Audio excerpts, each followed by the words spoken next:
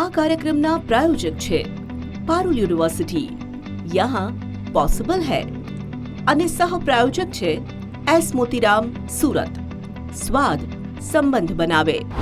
સ્થાનિક સ્વરાજની ચૂંટણીના પડઘમ વાગી ચૂક્યા છે, ત્યારે જે TV 13ની ન્યૂઝ ટીમ જે છે બોડકદેવ વોર્ડમાં પહોંચી છે. બોડકદેવ જે વોર્ડ છે તેમાં કયા પ્રકારના વિકાસના કામો થયા છે અને કઈ સમસ્યા છે, આ તમામ મુદ્દા ઉપર લોકોની સાથે ચર્ચા કરીશું. સૌથી પહેલાં તો હું આપને પૂછવા માંગીશ કે જે બોડકદેવ વોર્ડની વાત કરવામાં આવે તો આમ જોવા જાય તો પૂર્વથી પશ્ચિમ વિસ્તાર જે બોડકદેવ છે ખૂબ જ ઘણો વિકાસ થયો છે, પણ હજી શું માની રહ્યા છો કે હજી આ 5 વર્ષ દરમિયાન શું વિકાસ થવું જોઈએ? સૌથી પહેલાં તો વિકાસની વાત કરીએ તો બોડકદેવ વોર્ડની અંદર ખૂબ અગત્યના મોટા વિકાસ થયા છે.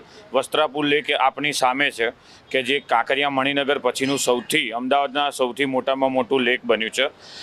એ સિવાય વાત કરીએ તો રોડ રસ્તા ડેવલપમેન્ટ, વરસાદી પાણી કે જે વરસાદી પાણીનો સંગ્રહ અને ડ્રેનેજ લાઇન એ લોકોએ સીધું સરકારે વસ્ત્રાપુર લેકમાં મૂકી આપી છે કે જેથી કરીને વરસાદી પાણીનો સંગ્રહ ભૂગર્ભ જળની અંદર થઈ શકે.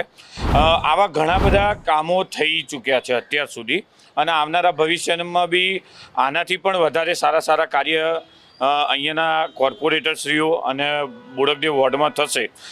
મુખ્ય અત્યાર હાલ આવનારા સમયની અંદર જોઈએ તો સૌથી મોટો પ્રશ્ન એક તો ટ્રાફિકના વિષય ઉપર છે કે ટ્રાફિક એ લોકોના માટે બહુ મોટી સમસ્યા છે. બીજા નંબરની અંદર વાત કરીએ તો પોલ્યુશન, જે કન્સ્ટ્રક્શન સાઇડો અને એ બધાથી જે પોલ્યુશન થાય છે એનાથી ક્યાંક ને ક્યાંક આમ નાગરિકને ઘણી બધી તકલીફો થતી હોય છે. એટલે મુખ્યત્વે તો આ બે વિષયો છે. ત્રીજા વિષયની વાત કરીએ તો પાર્કિંગ, કે ભાઈ વિસ્તારની અંદર જાહેર લોકો માટે પણ એક સારું એવું પાર્કિંગ હોવું જોઈએ કે જેથી અહીંયા લોકો નજીકમાં પાર્ક કરી અને એમની જીવન જરૂરિયાતની વસ્તુઓ છે એ લેવા જઈ શકે, અને ફ્રી ઓફ કોસ્ટ પાર્કિંગ હોવું જોઈએ. અને ઘણું બધું આમ તો બીજું બધું ડેવલપમેન્ટ દરેક સોસાયટીની અંદર સરકારશ્રીએ ભૂગર્ભ જળ માટે ભૂગર્ભ કૂવા ખોદાયા છે, બરાબર છે, કે જે પાણી ભૂગર્ભની અંદર જે સંગ્રહ થઈ શકે. વિકાસ ખૂબ જ સારો છે, પણ આવનારા સમયની અંદર જે રીતે પોપ્યુલેશનને ધ્યાનમાં જોતા જોઈએ છે, ડેવલપમેન્ટ જોઈએ છીએ, અને અહીંયા હમણાં જ સરકારે 45 માળની બિલ્ડિંગની પરમિશન આપી છે. આ બધી વસ્તુ જોતાં ક્યાંક ના ક્યાંક ટ્રાફિક સમસ્યા રહ્યો એ મુખ્ય ઉદ્દેશ્ય છે. પણ કોઈ સમસ્યા સર્જાઈ હોય તો જ્યારે પણ આપણે રજૂઆત કરવા માટે જતા હોય તો કયા પ્રકારનો રિસ્પોન્સ મળ્યો છે? જ્યારે બી અમે રજૂઆત કરવા જતા હોય તો અમારા કોર્પોરેટર દ્વારા પોઝિટિવ જ જવાબ મળ્યો, અને જે કામો કીધા એ અમારા વિસ્તારના કામો થયેલા જ છે. લાગે છે હવે શું નવું કામ થવું જોઈએ બોડકદેવ વોર્ડમાં? નવા કામો તો ઘણા બધા થયા. ધારો કે પાણીનો સંગ્રહ કરવા માટે પોપ્યુલેશન વેલ દરેક સોસાયટીમાં બનાવ્યા છે, પછી જિમ્નેશિયમ, લાઇબ્રેરી, સ્વિમિંગ પુલ, આવા બધા નવા આધુનિક ટોપિક રોડ બનાવ્યા, નવા વાઇડ ટોપિંગ રોડ ને બધા નવા વિકાસમાં કાર્યો થયેલા છે સારા. બિલકુલથી બોડકદેવ વોર્ડમાં વિકાસ થયા છે એવું પણ લોકો કહી રહ્યા છે. આપથી પૂછવા માંગીશ કે હવે જે નવા ઉમેદવારો આવવાના છે, શું આશા અને અપેક્ષા રાખી રહ્યા છો? મેડમજી, ઘણી બધી આશાઓ અને અપેક્ષાઓ રાખી રહ્યા છીએ, અને ભારતીય જનતા પાર્ટીના ઉમેદવારોની જે પ્રમાણે પેનલ ચાલી રહી છે એ સમય સાથે અગાઉના પણ કોર્પોરેટરોએ સમય સાથે જે વિકાસની જરૂર હતી એ પ્રમાણે પબ્લિકના હિતના કાર્યો કર્યા જ છે. દરેક જગ્યાએ સુખ સુવિધાની દરેક વસ્તુ ઊભી કરવામાં આવે છે. જેમ કે આગળ ભાઈએ જણાવ્યું કે પાર્કિંગ, રોડ રસ્તાની પ્રોબ્લેમ પણ ઘણી રીતે સમસ્યાનું સમાધાન કરવામાં આવે છે. એ સિવાય પણ બીજા વિકાસો જેમ કે વસ્ત્રાપુર તળાવ છે, અર્બન હેલ્થ સેન્ટર છે, બોડકદેવમાં જીમ વિભાગ છે, પબ્લિકની જરૂરિયાતની દરેક વસ્તુઓ ડેવલપ કરવામાં આવી રહી છે. એવો સંપૂર્ણ વિશ્વાસ અમે ભારતીય જનતા પાર્ટીની પેનલ ઉપર રાખ્યો છે, અને એને સંપૂર્ણ જનમતથી જીતાડવાનો પ્રયત્ન કરી રહ્યા છીએ.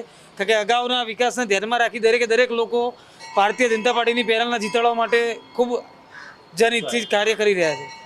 બિલકુલથી બીજા પણ છે, એમની સાથે વાત કરીશું. હવે આપ આવનારા 5 વર્ષ માટે બોડકદેવને કઈ રીતે જોઈ રહ્યા છો? હજી શું વિકાસ થવો જોઈએ?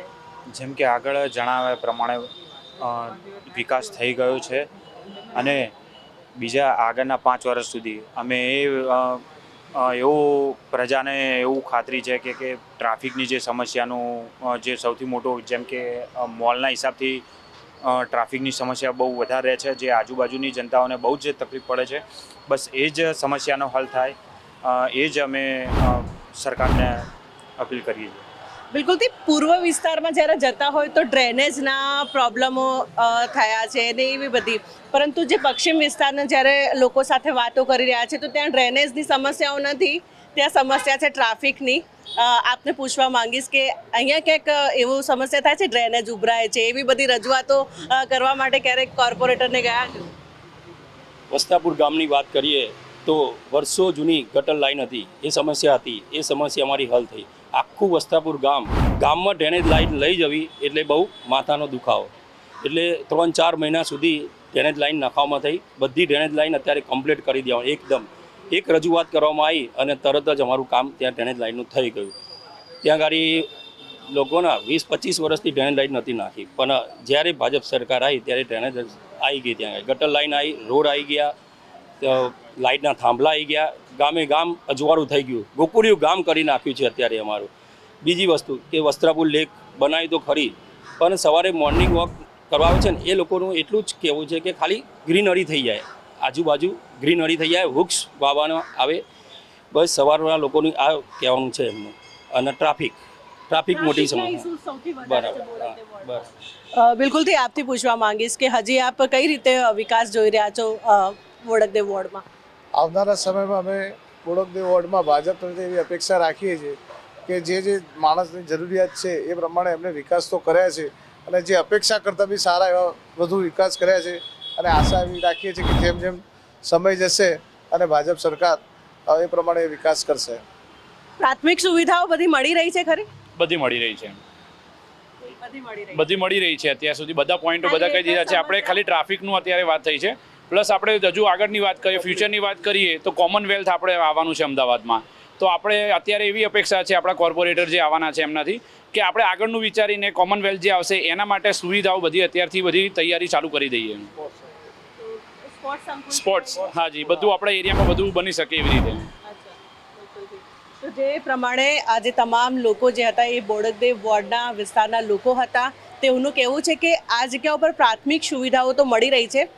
બોડકદેવ વોર્ડમાં ઘણા બધા વિકાસના કામો પણ થયા છે, પરંતુ એક ટ્રાફિકની જે સમસ્યા જે છે એ ખૂબ જ હેરાટગતિ, માથાનો દુખાવના સમાન છે, જેથી આવનારા જે ઉમેદવારો જે છે તેઓની પાસેથી તેઓ આશા રાખી રહ્યા છે કે આજે ટ્રાફિકની જે સમસ્યાઓ જે છે તે દૂર થાય. કેમેરામેન જનક ચૌધરી સાથે મોનિકા રાજપૂત, TV 13 ગુજરાતી, અમદાવાદ. આ કાર્યક્રમના પ્રાયોજક હતા પારુલ યુનિવર્સિટી, યહાં પોસિબલ હૈ, અને સહ પ્રાયોજક હતા એસ મોતીરામ સુરત. સ્વાદ સંબંધ બનાવે.